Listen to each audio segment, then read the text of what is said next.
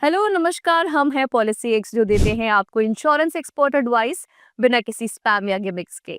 हमारे एक्सपर्ट से बात करने के लिए आप डिस्क्रिप्शन बॉक्स में दिए गए लिंक पर क्लिक कर सकते हैं। शुरू करते हैं आज का वीडियो। देखिए, आज के टाइम में हम छोटे से छोटा और बड़े से बड़ा पेमेंट ऑनलाइन करना पसंद करते हैं, लेकिन कुछ लोग आज भी कैश ट्रांजैक्शंस को इसीलिए चुनते हैं ताकि वो इनकम टैक्स डिपार्टमेंट की रडार से बच सके। लेकिन कुछ ट्रांजैक्शंस ऐसे होते हैं जो इनकम टैक्स डिपार्टमेंट की नजर में खास तौर पर होते हैं। इनकम टैक्स डिपार्टमेंट की नजर खास कर ऐसे ट्रांजैक्शंस को नोटिस करती है। अगर आप ये ट्रांजैक्शंस करते हैं तो आपको पता भी नहीं चलेगा और नोटिस आपके घर पर पहुंच जाएगा। चलिए जानते हैं कौन से ट्रांजैक्शंस इनकम टैक्स डिपार्टमेंट की रडार पर खास तौर पर होते हैं। ऐसे 5 ट्रांजैक्शन जिससे आपके पास नोटिस आ सकता है इनकम टैक्स डिपार्टमेंट का। सबसे पहले सीबीडीटी के रूल्स के अकॉर्डिंग अगर कोई एक फाइनेंशियल ईयर में 10 लाख रुपए या उससे ज्यादा का कैश डिपॉजिट करता है तो इससे इनकम टैक्स डिपार्टमेंट को इसके बारे में जानकारी देनी पड़ती है। अगर आप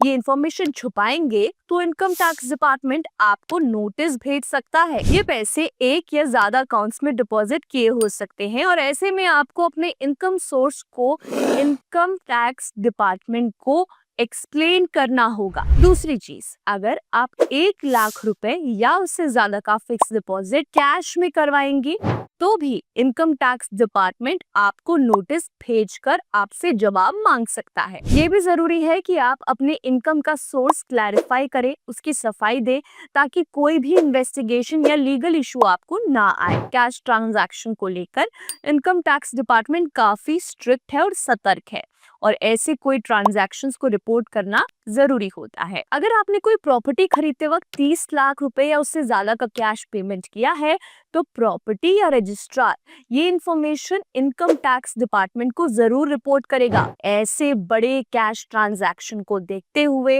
इनकम टैक्स डिपार्टमेंट आपसे ये भी पूछ सकता है कि आप इतना पैसा कैश में कहां से लाए और इसका सोर्स क्या है। कैश ट्रांजैक्शन पर काफी स्ट्रिक्ट मॉनिटरिंग होती है और अगर आपने इनकम सोर्स डिक्लेयर नहीं किया तो आपको नोटिस मिल सकता है। इसीलिए ऐसे ट्रांजैक्शंस को सही तरीके से रिपोर्ट करना बेहद जरूरी है। अगर आपके क्रेडिट कार्ड का बिल 1 लाख रुपए या उससे ज्यादा है और आप उसका रीपेमेंट कैश में करते हैं तो इनकम टैक्स डिपार्टमेंट आपसे ये भी पूछ सकता है कि आपके पास इतना सारा पैसा कैश में कहां से आया। इसके अलावा अगर आप किसी भी तरीके से किसी भी जगह 10 लाख रुपए या उससे ज्यादा का पेमेंट करेंगे तो तब भी आपके घर पर इनकम टैक्स डिपार्टमेंट का नोटिस आ जाएगा और आपको उस अमाउंट का सोर्स फिर से एक्सप्लेन करना पड़ेगा, ऐसा कह सकते हैं। ये सब स्टेप्स इसलिए लिए जाते हैं ताकि ब्लैक मनी यानी काला धन और इलीगल ट्रांजैक्शन को रोका जा सके। हर लार्ज कैश ट्रांजैक्शन को ट्रैक किया जाएगा, इसीलिए अपने इनकम सोर्स को सही तरीके से डॉक्यूमेंट करना बेहद जरूरी है। अगर आप कोई हाई वैल्यू गुड्स या सर्विसेज कैश में खरीदते हैं जैसे कार्स, ज्वेलरी एक्सेट्रा तो ये भी उनके रडार पर आ सकता है। तो ये कुछ ऐसे ट्रांजैक्शंस हैं जो इनकम टैक्स डिपार्टमेंट के रडार पर होते हैं। अगर आप इन ट्रांजैक्शंस को करते हैं जैसे कि large cash deposit, high value property payments या क्रेडिट कार्ड बिल का कैश में रीपेमेंट तो आपको अपने इनकम सोर्स को एक्सप्लेन करना पड़ेगा।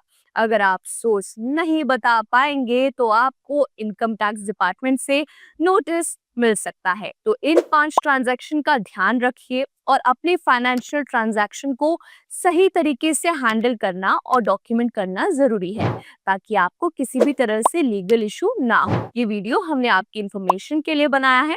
बाकी कोई भी हेल्थ इंश्योरेंस या टर्म इंश्योरेंस प्लान लेना चाहते हैं तो आप डिस्क्रिप्शन बॉक्स में हमारे लिंक्स दिए हैं, उस पर क्लिक कर सकते हैं और पॉलिसी एक्स को सब्सक्राइब करना ना भूलें। Till then bye bye and take care.